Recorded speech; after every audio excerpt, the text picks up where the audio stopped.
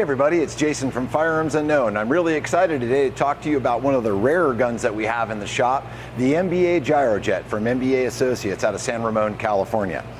The MBA Gyrojet Mark I that I have here, these were initially made in the early 60s. The idea behind the gun was a rocket-propelled projectile that could be carried in by military personnel into Vietnam. It was designed to get a military contract, but ultimately it did not. And there's almost no data of these guns actually being used during that era or in Vietnam. The MBA Gyrojet is a very interesting gun. As we stated before, really quick, I'll just give you a quick peek at it. It's made out of an ultra-light alloy that has been compressed. The gun is so light, it doesn't even feel like a firearm. It almost feels toyish.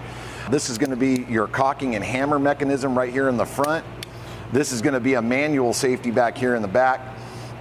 And in the on the right side in the rear is what opens the top of the slide, which allows you access to your top loading magazine. It has a mag capacity of approximately 6 rounds.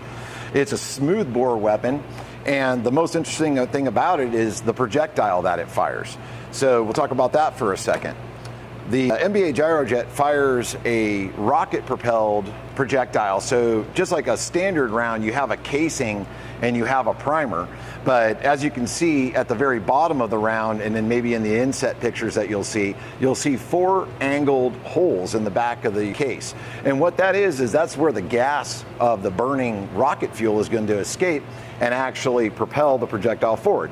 So in a standard firearm, like things that we know about today, we hit the primer ignites powder, that creates a massive gas expansion inside the chamber.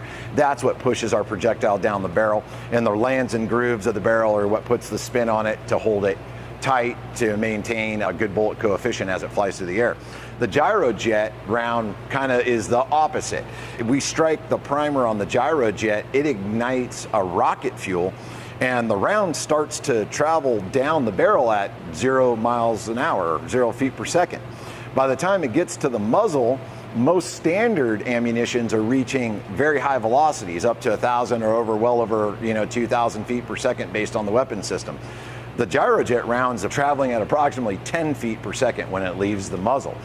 But at 100 feet from the muzzle, it will accelerate almost 10 times that and get up over 100 feet, and then it'll reach a maximum velocity of approximately 1,250 feet per second.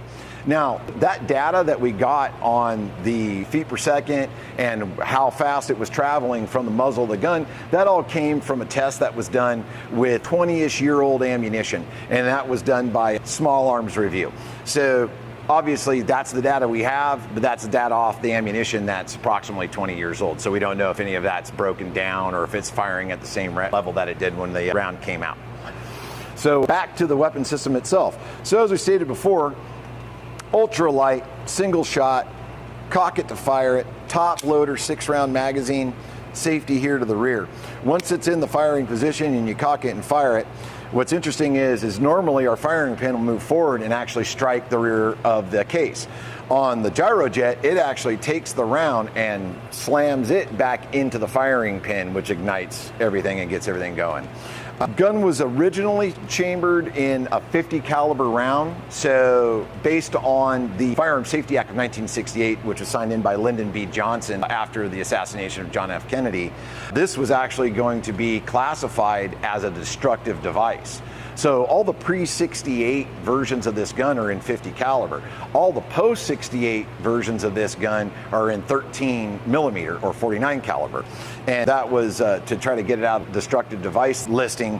But ultimately what ended up happening was, based on whether it was a 50 or a 49, the ammunition wasn't readily available. So it was actually taken off the destructive device list, and it's actually registered as a handgun.